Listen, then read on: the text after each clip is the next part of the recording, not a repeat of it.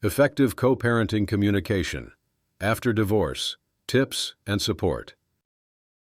Discover practical divorce advice and support to improve co-parenting communication and build a healthier family after separation. Making co-parenting work. How to communicate after divorce. Hey, I want to talk to you about something that's super important but often gets overlooked when couples go through a divorce. Effective co-parenting communication. You know, splitting up is already one of the toughest things someone can go through, but when kids are involved, it adds a whole other layer of complexity. The emotional roller coaster doesn't stop after the I do turns into I don't. It just shifts. And how parents communicate post-divorce can make a world of difference in the kids' lives and everyone's own healing journey. So let's get real. Co-parenting isn't always rainbows and butterflies. Sometimes conversations get heated, feelings get hurt, and boundaries are tested.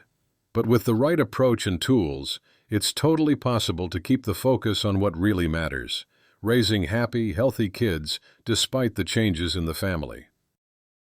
One huge piece of advice I always share is to keep communication clear, respectful, and child-centered.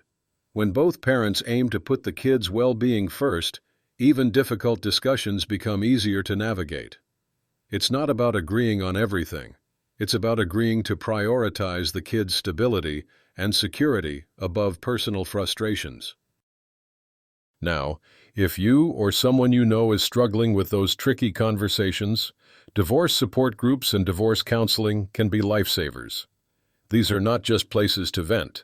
They provide practical tools, communication techniques, and emotional support to help co-parents work through conflicts without dragging their children into the tension. Here are a few simple ways to improve co-parent communication. Set boundaries early on. Agreeing on how and when to communicate, whether by text, email, or scheduled calls, can reduce misunderstandings and miscommunications. Keep it child-focused. Always steer conversations back to your children's needs. Avoid turning communication into personal battles or rehashing old grievances. Use I statements. Instead of saying, "you never," try, "I feel worried when." It lowers the chance of defensiveness and keeps the mood calmer. Get organized. Tools like shared calendars or family management apps can make scheduling easier and lessen conflict over pickups, drop-offs, or activities. Seek outside help when needed. Sometimes you just need a neutral third party to mediate or guide the process. Don't hesitate to look into divorce assistance or professional divorce advice. It also helps to remind yourself that it's a process, not a quick fix. Communication after divorce evolves over time. Sometimes it feels like progress, sometimes setbacks. But with patience, intention, and support, it becomes smoother. If you're looking for more hope and healing during this challenging time, I highly recommend checking out Brokenness and New Beginnings. This book offers incredible insights into navigating the pain of divorce while finding new strength and direction, not just as individuals, but in parenting as well. Order your copy today to discover practical wisdom, encouragement, and real stories that show you there is life beyond brokenness.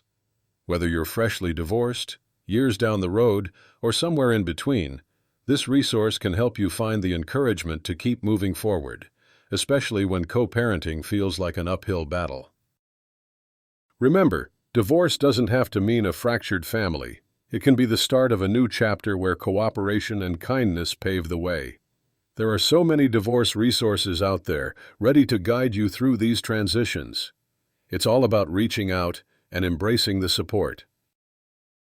Thanks for hanging out with me on this today. If you or a friend could use some divorce help, consider exploring counseling, support groups, and books like the one I mentioned. You're not alone, and there's hope for a healthier, happier co-parenting journey.